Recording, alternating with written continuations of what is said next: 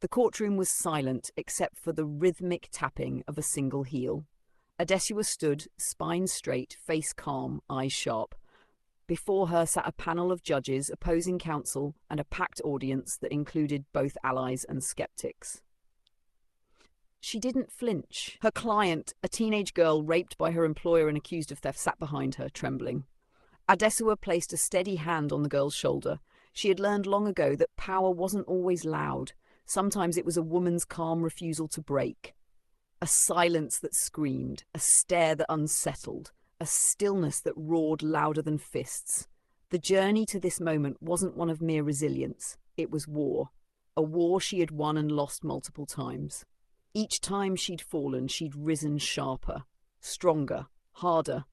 And in learning how to speak for others, she had mastered a more dangerous weapon, knowing when to say nothing. After the high-profile case against her abusive ex-husband's client in episode 2, Adesuwa's name was everywhere. TV panels, radio interviews, social media debates. Everyone was talking about the fearless woman who brought down a high-powered abuser. But fame came at a cost. One morning, as she exited her law office, she noticed the shattered glass of her car window. A note stuck to her steering wheel read, "You're making enemies, stay quiet or stay buried." She didn't flinch. Instead, she called a press conference. There, dressed in a suit, no makeup, and her natural hair pulled tightly back, she faced a dozen microphones. To whoever is trying to silence me, understand this, I am already someone who died and came back. There is nothing left in me to fear. I don't fight for applause. I fight so others don't have to bleed in silence. The threats grew worse. Anonymous phone calls in the middle of the night. Rumours about her past plastered on blog headlines. Even some of her male colleagues began to distance themselves. "You're too bold," one of them said. "You're making powerful enemies." She smiled. "I didn't come this far to make powerful friends." But it wasn't just the legal world watching. Somewhere in the background of her story was a woman named Issei, a 42-year-old mother of 4, wife to a popular pastor and respected choir leader. For years, she lived in a golden cage. Her husband, Pastor Raphael, was beloved in their community, a preacher with millions of followers online, a man of God with a smile that could disarm a serpent. But Issei knew the monster that lived in her house. Every Sunday, he would lift his Bible, preach about humility, and return home to strip her of hers. He dictated what she wore, who she saw, and how she smiled. When she displeased him, he reminded her that Eve's sin cursed all women, and that her pain was divine correction. He never left bruises visible to the public, but the scars inside her spirit had grown thick and heavy. Then one day, while scrolling through Facebook, she stumbled across an interview. It was Adesuwa, her story. Her strength, her calm refusal to die quietly. For the first time, Essa realized she wasn't crazy. She wasn't alone. She wasn't powerless. And so with trembling fingers, she typed an email. "Dear Barrister Adesuwa, I am not who they think I am."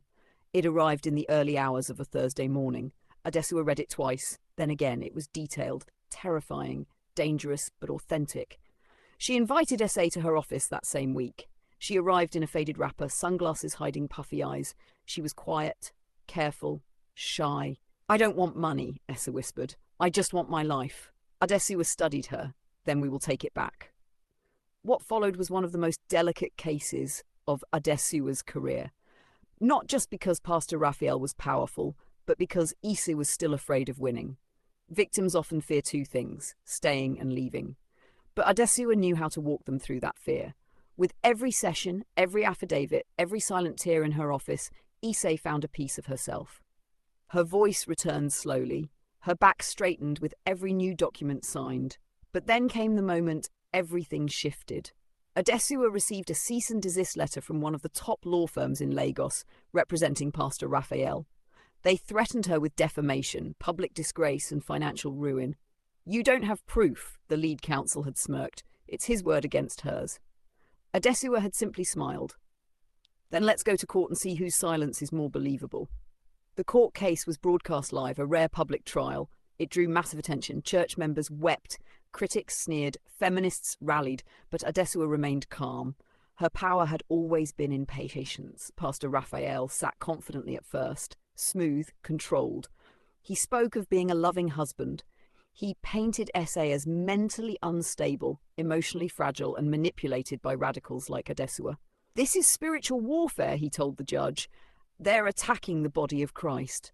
But Adesuwa didn't bite, she waited, and then she asked only one question. Has your wife ever needed to be hospitalized? He paused. That's private. So you confirm she has? His lawyer objected. Overruled. Yes, Pastor Raphael muttered. She brought out medical records, and then photographs, then hospital bills paid in cash from church offerings, then testimonies from neighbours, then anonymous statements from church workers who had seen the bruises. Finally, she introduced an audio recording, a secret confession Pastor Raphael had made during a counselling session 5 years ago, admitting he had a temper God is still working on. The courtroom fell silent. His mask cracked. The judgment was passed 2 weeks later. Pastor Raphael was sentenced to 10 years in prison for aggravated assault, coercive control, and financial abuse. Essa was granted full custody of her children and immediate legal protection. That evening, as the sun dipped below the Lagos skyline, Adesuwa and Asa sat in silence on the rooftop of her office. You didn't even shout once in court, Asa said, her voice filled with wonder. You were so quiet, so still. Adesuwa smiled. Sometimes silence is a woman's greatest weapon. When the world expects you to break, your calm becomes rebellion. Asa chuckled for the first time in months. In the days that followed, Asa started volunteering at Safe Haven. She began teaching praise and worship again, but this time in shelters, not sanctuaries. And Adesuwa, she turned the entire case into a global advocacy campaign. Her silence is not surrender. She partnered with international organizations to push legislation in West Africa defining coercive control as a form of domestic abuse. She spoke at the UN, she mentored young female lawyers, and most importantly, she listened to women who thought they were alone. Each story was different, each wound unique, but all shared the same thread, the silent war women fight every day. And through it all, Adesuwa didn't just speak truth to power.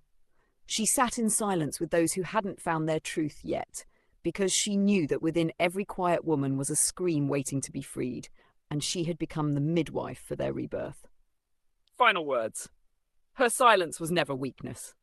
It was a storm-gathering strength, and when she finally rose, she didn't roar, she stood still, and the world listened.